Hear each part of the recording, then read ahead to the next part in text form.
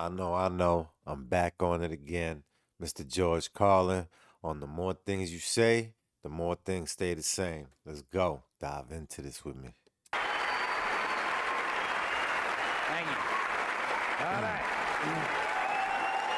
Yeah. This George right here, as he got older, that's when he became even iller than me. I mean, even when he was younger, he was still official, but the older he got, he just had more wisdom and more knowledge. So, you know, with age, you get to see more things. You know what I mean? Thank you. Thank you. This is a lively group we have here.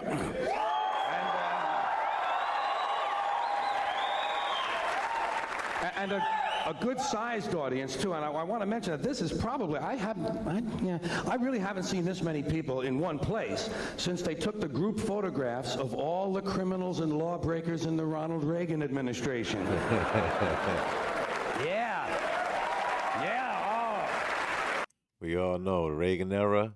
That's when all the crack was out, all the drugs, all the illegal activities, everything was everything was on display, and it was a go, and it was crazy. It was a crazy time. I was a little kid though, but it was a crazy time. I remember hearing stories. Administration. Yeah. Yeah. Oh. 225 of them so far. 225 different people in the Ronald Reagan administration have either quit, been fired, been arrested, indicted, or convicted of either breaking the law or violating the ethics code. 225 of them. And Edwin Meese alone has been investigated by 3 separate special prosecutors, and there's a 4th one waiting for him in Washington right now. 3 separate special prosecutors have had to look into the activities of the Attorney General, and the Attorney General is the nation's leading law enforcement officer. See, that's what you got to remember. This is the Ronald Reagan administration we're talking about. These are the law and order people.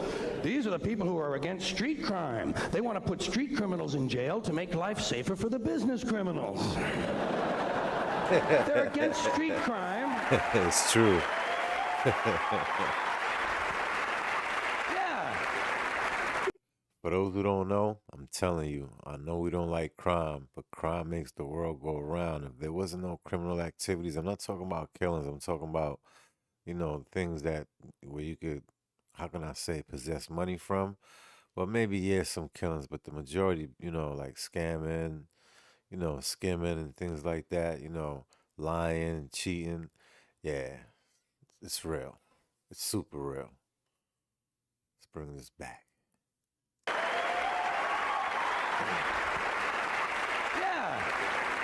Yeah, they're against street crime, providing that street isn't Wall Street. And the Supreme Court decided about a year ago that it's all right to put people in jail now if we just think they're going to commit a crime. It's called preventive detention. All you got to do now is just think they're going to commit a crime. Well, if we'd have known this shit 7 or 8 years ago, we could have put a bunch of these Republican motherfuckers directly into prison.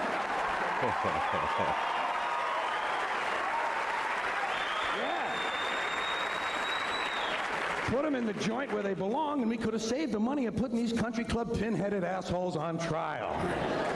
Another thing you got to remember, this is the group of people who were elected with the help of the moral majority. Elected with the help of the moral majority and the Teamsters Union. That's a good combination. Organized religion and organized crime working together to help build a better America. Another thing,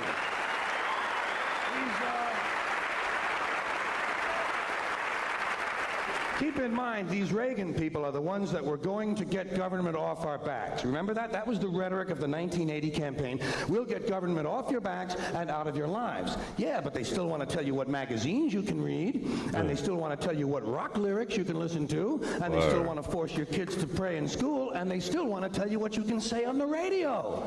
The FCC, the Federal Communications Commission, decided all by itself that radio and television were the only 2 parts of American life not protected by the free speech provisions of the First Amendment to the Constitution.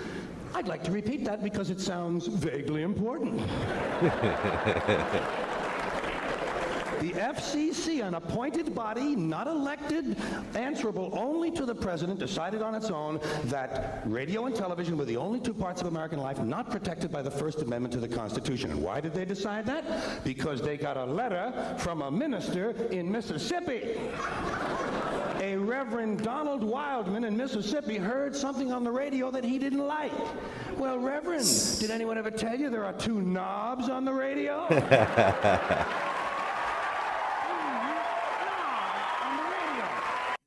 Today, in the cancel culture that we living in, the majority of people that want something canceled, they're not even part of the platform. They don't contribute to it. They don't partake in it. They might have saw a little glimpse of peace, you know, a little reel or something, and they take it too far, and then they want it to get, you know, they want to get it canceled. They want to cancel a person and want to stop them from making money. I mean, that's wrong if you ask me. People need to stop doing that.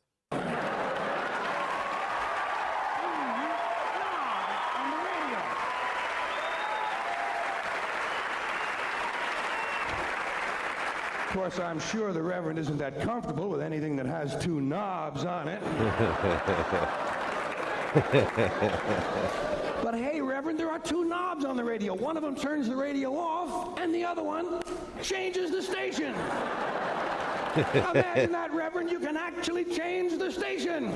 It's called freedom of choice, and it's one of the principles this country was founded upon. Look it up in the library, Reverend, if you have any of them left when you finish burning all the books.